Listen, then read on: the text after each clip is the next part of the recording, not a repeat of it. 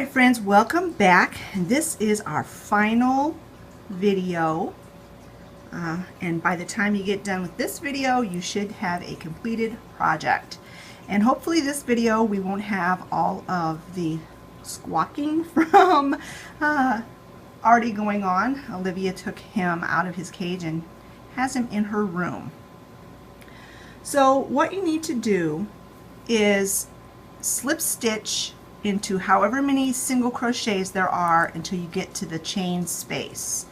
Okay, so in my case I have 3, and this all will depend upon the size of your project and at what point on the Afghan you started the border.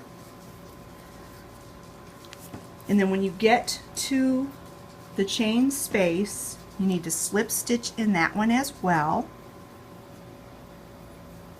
and then chain 3, and then double crochet in the same space. So you do 3 things right in this chain space. You slip stitch, chain 3, and then double crochet. And then you're going to do what is called a picot. And to do a picot you need to chain 3. So chain 3, after the double crochet you chain 3, and then you're going to single crochet in the 3rd chain from the hook. So right here's your hook, obviously. 1, 2, 3. That's the 3rd chain. You're going to single crochet in there. And what that does is it creates this little knobby thing at the top. And that's all there is to that.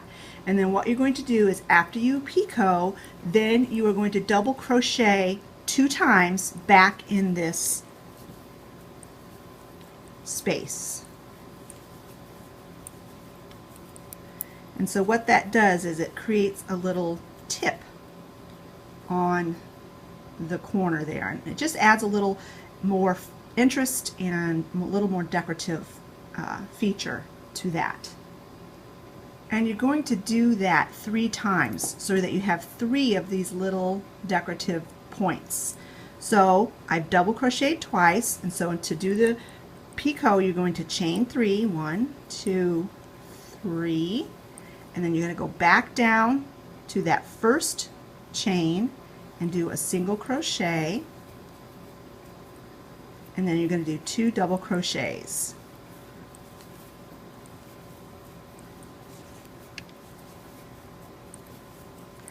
So now you have 2 of these little decorative points, and then you're going to do that one more time. Chain 3, and then single crochet in that 1st chain, and then 2 double crochets.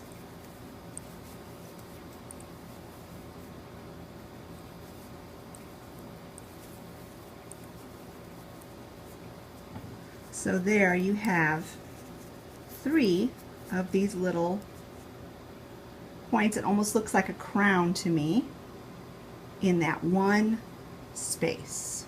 So after you get done with this corner chain space, what you're going to do is very simple. All of these single crochets, you're just going to skip those and go on to the next chain space. And you're going to do the same thing you did in the corner, except for instead of doing it 3 times, you're just going to do it 2 times. So I've got it done here where you can see there's 2 picots. It's 2 double crochets, picot, 2 double crochets, picot, 2 double crochets. And so let me show you then. What you're going to do is you're just going to skip these stitches and go to the next chain space, do 2 double crochets,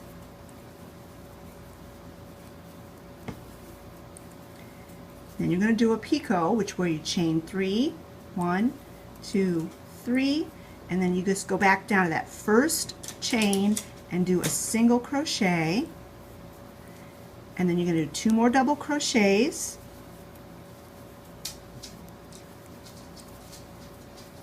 and then another picot, 1, 2, 3, single crochet in the first chain, and then 2 double crochets, 1,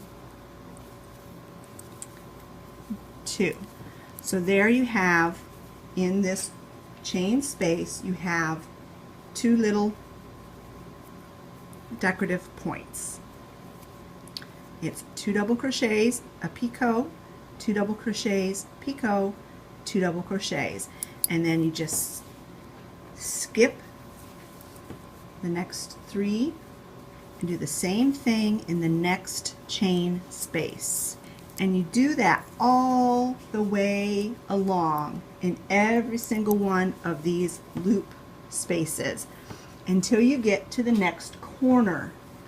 And when you get to this next corner, you're going to do the exact same thing again, except you're going to do it 3 times. So every corner is going to have 3 little points, like a crown. And then every other chain space is just going to have 2. So you do that all the way around your afghan till you get back to where you started, this 3 chain, and then go ahead and slip stitch into the top of this and finish off, and the actual crocheting part of your afghan will be done. But be sure to come back and check the rest of this video out, because I will be showing you how to weave in all these tails. Any of the tails that didn't get caught in your work as you were crocheting, I will show you how to take care of that. So go ahead, finish up this last row, this round 5 of the final border, and then come back and we'll finish this afghan up together. So now that you have got the final row of the border done, it's time to weave in all the little tails in your work that didn't get caught up while you were doing your work. What you want to do is turn your afghan over to the back, and remember the back is the side that has the smooth edge where you join the blocks together. Like here's the front side and it's got the little ridge. This is the smooth side, so this is the back, and you want to turn your work to the back. And I'm going to show you 2 different methods of how to weave the tails in. So the first way that you can weave a tail in is using the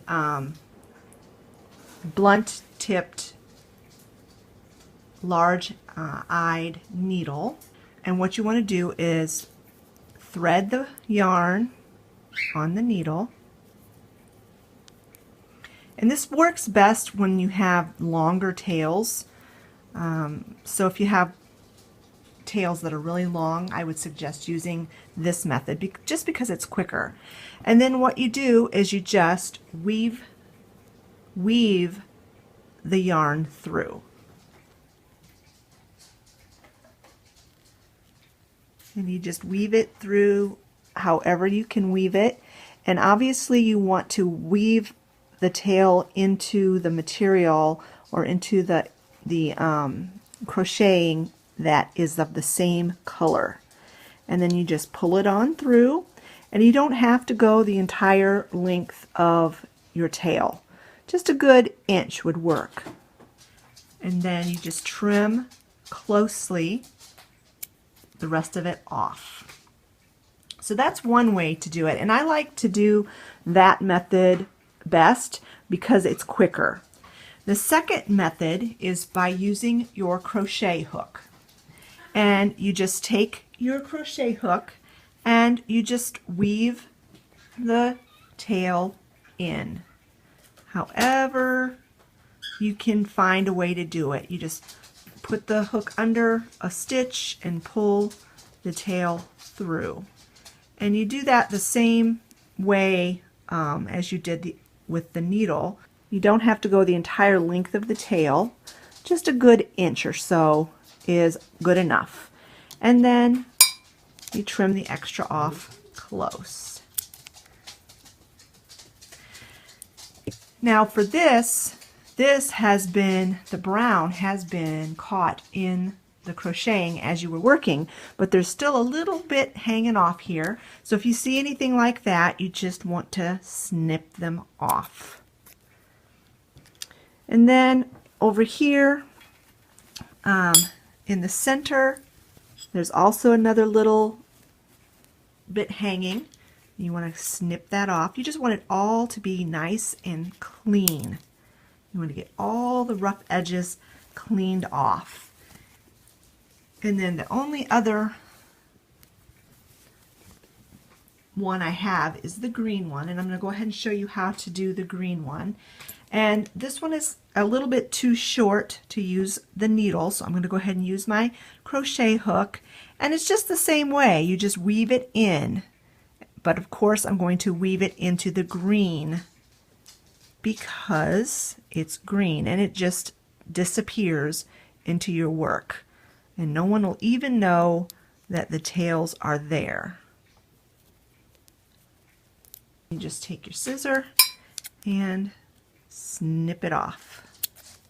And that's what you want to do for every single block.